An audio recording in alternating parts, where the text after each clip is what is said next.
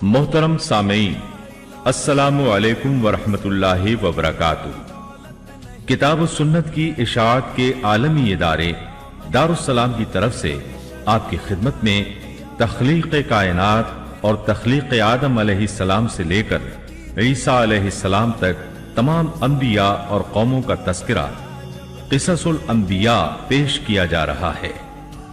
शुरू अल्लाह के नाम से जो बड़ा मेहरबान निहायत रहम वाला है। आइए अब शुरू करते हैं उज़ैर अलैहिस्सलाम का किस्सा। उज़ैर अलैहिस्सलाम अंबियाए किराम की जमात में एक करीम और अजीम नबी थे। अल्लाह ताला ने उन्हें एक बस्ती की तरफ चलने का हुक्म दिया। वहां पहुंचे तो बस्ती वीरान थी, बेआबाद थी। अब ये हैरान हुए कि मुझे यहां किस लिए भेजा गया। ऐसे में ख्याल आया अल्लाह ताला इस मुर्दा बस्ती को कैसे जिंदा फरमाएंगे। ये ख्याल ताज्जुब के तौर पर था।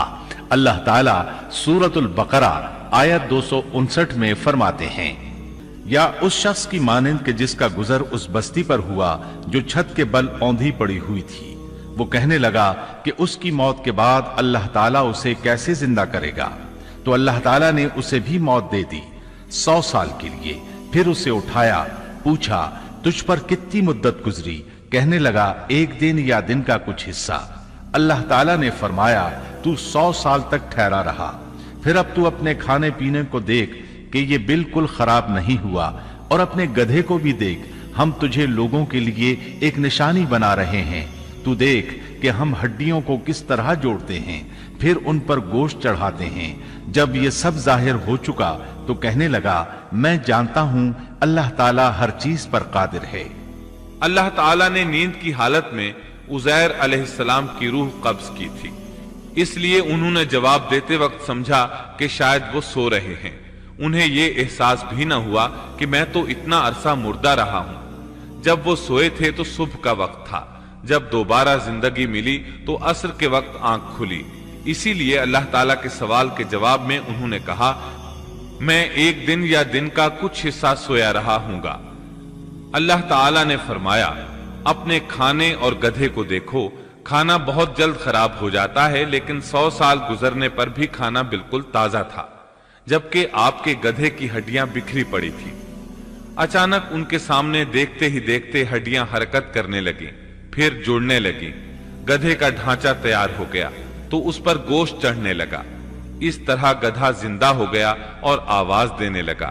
ये देखकर उज़ैर अलैहिस्सलाम पुकार उठे, वाकई मेरा परवरदिगार हर चीज पर कादिर है। उनकी इस आरजी मौत के दौरान वो बस्ती आबाद हो चुकी थी। उज़ैर अलैहिस्सलाम ने उनसे पूछा क्या तुम लोग उज़ैर को जानते हो। उन्होंने कहा जी हां, उन्हें फौत हुए 100 साल से जायद अरसा बीत चुका है। तब उज़ैर अलैहिस्सलाम ने उन्हें बताया मैं ही उज़ैर हूं। उन्हें यकीन न आया। वो एक बुढ़िया को ले आए, उसकी उम्र 120 साल थी। उन्होंने उससे उज़ैर अलैहिस्सलाम के बारे में पूछा। उसने उज़ैर अलैहिस्सलाम की 10 निशानियां बयान की। वो सामने खड़े उज़ैर अलैहिस्सलाम को देख रहे थे। तब उन्हें यकीन आया। उज़ैर अलैहिस्सलाम उनके दरमियान क़याम पजीर रहे। आपने उन्हें नए सिरे से तौरात की तालीम दी। वो उसको भूल चुके थे। बस्ती वाले उनसे बहुत मुतासिर हो गए, उनकी ताजीम करने लगे। इस अजीम मोजज़े की वजह से रफ्ता रफ्ता वो उन्हें अल्लाह का बेटा तसव्वुर करने लगे। अल्लाह ताला सूरह तौबा आयत 30 में फरमाते हैं, और यहूदियों ने कहा उज़ैर अल्लाह के बेटे हैं। ये अल्लाह ने उनका एक जुर्म बयान किया है। ये जुर्म उनमें नस्ल दर नस्ल चलता रहा, यहां तक कि इस दौर में भी यहूदी उज़ैर अलैहिस्सलाम को अल्लाह का बेटा मानते हैं। आपका नाम दीवाने मुकद्दस भी रखते हैं और कहते हैं ये मुकद्दस जात की नस्ल से है और माबूद है। यही उनका शिर्क है। अल्लाह उन पर लानत करे। अल्लाह उन्हें इस जुर्म की सजा जरूर देगा। इंसान कितने ही बुलंदबाला मकाम पर पहुंच जाए और अल्लाह ताला के साथ उसे ज्यादा से ज्यादा कुर्ब हासिल हो जाए, तब भी वो अल्लाह का बंदा ही रहता है। और किसी भी बुलंदी पर पहुंचकर वो अल्लाह या अल्लाह का बेटा नहीं हो सकता, अल्लाह का शरीक नहीं हो सकता। अल्लाह जल्ल शानुहु की जात पाक वहदहु ला शरीक है और बाप बेटे की निस्बतों से पाक है।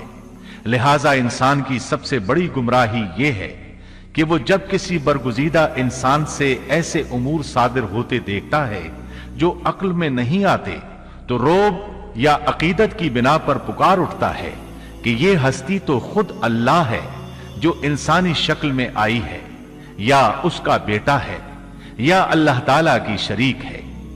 وہ یہ نہیں سوچتا کہ بلا شبہ ان واقعات کا جاری ہونا اللہ کی طاقت کے ذریعے ہے جو بطور نشان اس برگزیدہ انسان کے ہاتھوں جاری ہوئے۔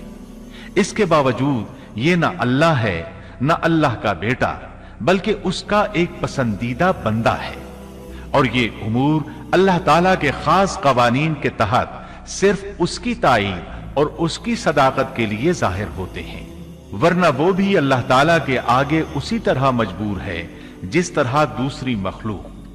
قرآن کریم نے سیدنا عیسیٰ علیہ السلام کی حقیقت سورہ آل عمران کی آیت 59 میں اس طرح بیان کی ہے۔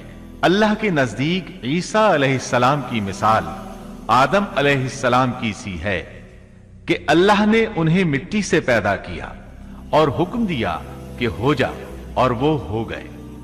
مطلب یہ کہ اللہ کا بیٹا اگر کسی کو کہا جا سکتا تو آدم علیہ السلام کو کہا جانا چاہیے تھا۔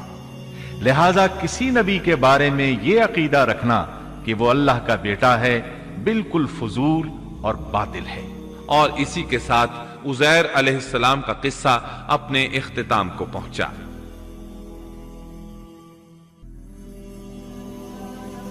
Thanks for watching. Don't forget to like, comment, share and subscribe to